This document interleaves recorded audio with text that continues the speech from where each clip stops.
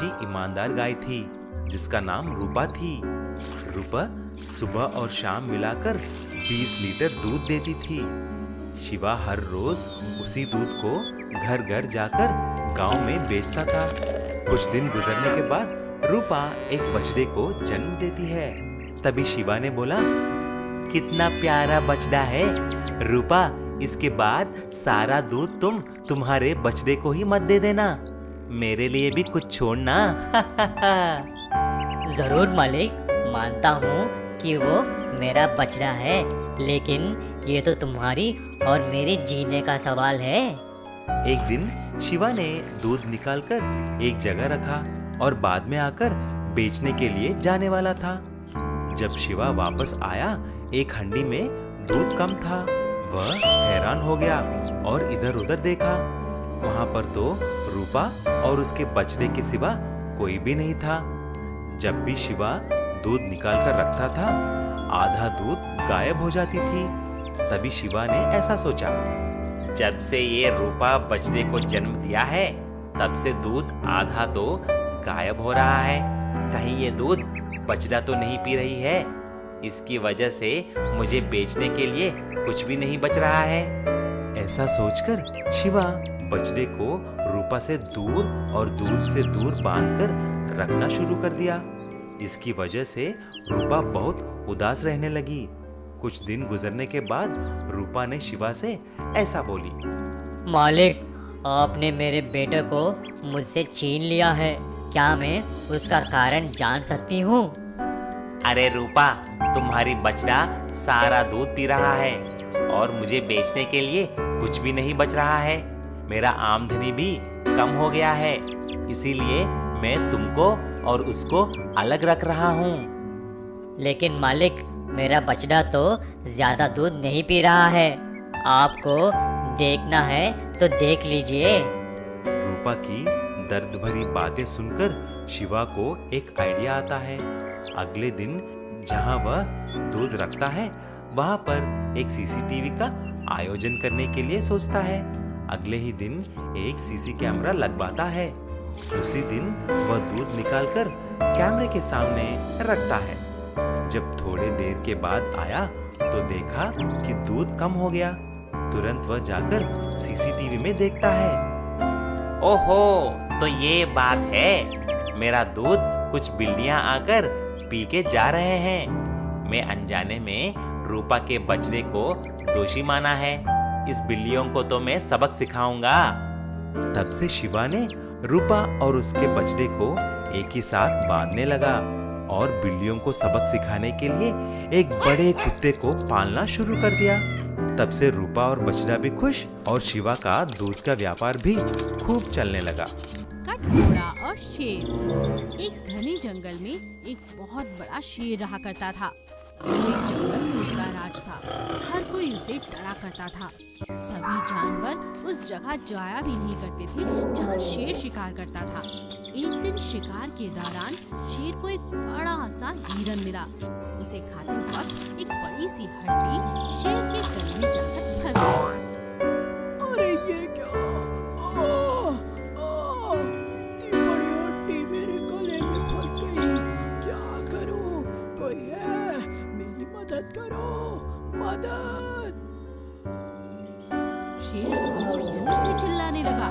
शेर की आवाज सुनकर एक पेड़ पर बैठे हुए कटघोड़े ने सोचा, अरे ये क्या? राजा शेर मदद की पुकार कर रहे हैं। लगता है पूरे जंगल के लोग इस तरफ आना नहीं चाहते। लेकिन हो सकता है राजा शेर सच में मुसीबत में है। क्यों ना मैं उनकी मदद करूं? कटघोड़ा मदद करने के लिए शेर के पास आता है। अरे कटघोड़े, जल्दी मेरे गले से हड्डी निकालो। खाते खाते एक बड़ी सी हड्डी मेरे गले में फंस गई है।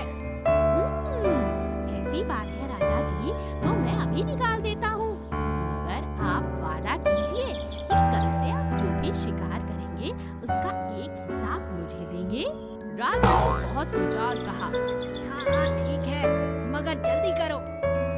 ऐसा कहते ही कटघोड़े ने तुरंत अपने चोंच से बड़ी सी हड्डी बाहर निकाल दी। शेर बहुत खुश था क्योंकि अब हड्डी उसके गले में नहीं थी और कोई जलन उसे अब नहीं हो रही थी। अगले दिन वादे के मुताबिक कटघोड़ा शेर के पास आया और कहा, लाइए राजा जी, मेरा हिस्सा, आपने कल वादा किया था। राजा शेर ने बहुत गुस्से में आकर कहा, शुक्र करो तुम्हारी जान मैंने बख्श दी। मैं राजा शेर हूँ, तुम्हारा शिकार आज ही कर सकता हूँ। बोलो क्या कहते हो? चले जाओ यहाँ से, कोई हिस्सा नहीं मिलेगा। ऐसा सुनते ही कटघोड़े को बहुत गुस्सा आया। उसने अपनी चोंच जोर से शेर की एक आंख पर मार दी। शेर चिल्लाने लगा, ये तुमने क्या किया? मेरी आँख फोड़ दी। तब कटघोड़े ने कहा, शुक्र कीजिए, मैंने आपकी दोनों आंखें नहीं फोड़ी। हाँ, चलता हूँ।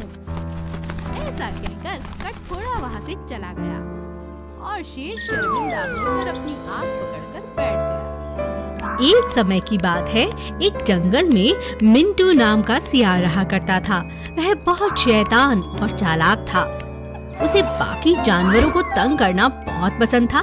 सभी जानवर उससे परेशान हो चुके थे। हाथी ने कहा, उफ, ये मिंटू सियार हमें कितना परेशान करता है। इसे अब कौन समझाए कि ऐसा तंग करना अच्छी बात नहीं है, इससे लोगों को तकलीफ होती है। हाँ हाथी भाई, तुम ठीक कहते हो। कल ही सियार ने मेरी पूंछ को पेड़ पर बांध दिया था। हाँ, सियार ने ही कुछ दिन पहले मेरे कान पकड़ मुझे तंग किया। सियार बहुत बुरा है। एक दिन रात के वक्त जब सभी जानवर सो रहे थे, तब सियार के मन में एक तरकीब आई। अब सब सो रहे हैं, इन सभी की नींद खराब कर देता हूँ। क्या करूँ? कुछ मजेदार करना होगा। सियार हाथी की ओर गया, लेकिन अचानक उसे जंगली कुत्तों की आवाज सुनाई देने लगी।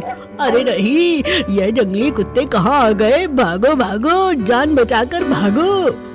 सियार तेजी से कुत्ते से बचने के लिए वहाँ से भागा। भागते भागते वो शहर पहुँच गया। उसे एक झोपड़ी दिखाई दी।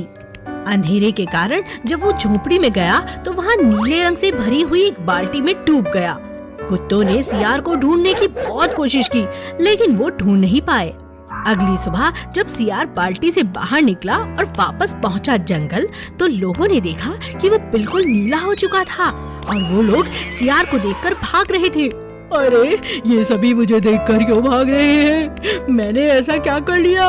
हुआ क्या है? आखिर बात क्या है? तभी सियार ने खुद को तालाब में जाकर देखा। अरे, मेरा नीला रंग ये कैसे हो गया? ओह, रात को जिस बाल्टी में मैं छुपा था उसमें पानी था। जरूर वो रंगीन नीले रंग का पानी होगा। सियार ने अपने नीले रंग का होने का खूब फायदा उठाया। जंगल के सभी जानवर उससे डरने लगे। जंगल के राजा शेर ने सियार को अपनी गुफा में बुलाया और पूछा, कौन हो तुम और मेरे इस जंगल में कहाँ से आए हो? शेर महाराज, मुझे ईश्वर ने धरती पर भेजा है। मैं जानवरों की रखवाली के लिए भगवान द्वारा भेजा गया हूँ। शेर ने सियार की बात मान ली और उसे हर तरह की सुख सुविधाएं दी। लेकिन एक दिन जब सभी जानवर सियार की सेवा कर रहे थे, तभी पास ही के एक सियार का झुंड चिल्लाने लगा। नीला सियार यह सब सुनकर रुक नहीं पाया। वो भी झुंड के साथ चिल्लाने लगा। सभी जानवर यह सब देखकर हैरान रह गए। शेर ने सियार की चालाकी समझ ली और उसे पानी में फेंक दिया।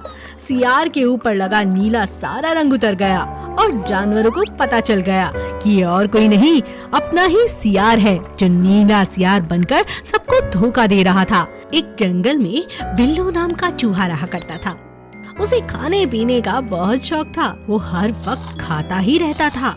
बिल्लू का परिवार हमेशा उसे समझाता रहता था, बिल्लू बेटा, इतना ज्यादा खाना ठीक नहीं, तुम मोटे हो जाओगे और बीमार भी हो सकते हो। नहीं माँ, कुछ नहीं होता, मुझे खाने दो। जंगल के राजा शेर का जन्मदिन था। राजा ने सभी जानवरों को दावत पर बुलाया था। बिल्लू भी राजा के जन्मदिन पर गया। राजा के यहाँ पर इतना सारा खाना देखकर बिल्लू बहुत खुश हुआ और उसने ढेर सारा खाना खाना शुरू कर दिया। राजा और सभी जानवर बिल्लू पर खूब गुस्सा हुए। सभी ने उसे घर वापस जाने को कहा। इतना स्वादिष्ट खाना देखकर मैं खड़ा थोड़ी ना रहता। मजा आ गया।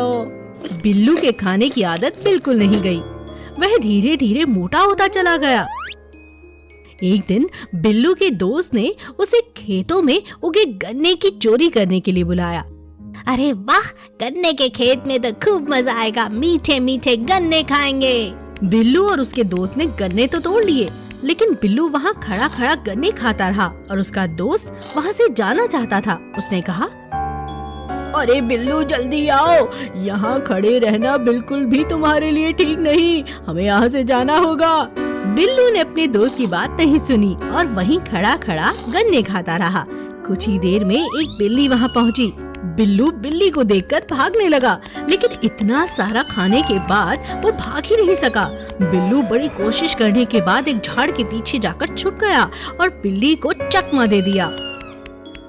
उफ, बाप रे बाप, बाल बाल बचा हूँ आज। मुझे अब से अपनी इतनी ज्यादा खाने की आदत को बदलना ही होगा, सुधारना ही होगा। इतना वजन, इतना खाना, भागना ही मुश्किल हो गया था। बिल्लू को अब सबक मिल गया था और उस दिन के बाद से उसने अपना खाना पीना कम कर दिया। धीरे धीरे बिल्लू का वजन भी कम हो गया और वो खूब तेजी से भागने लगा।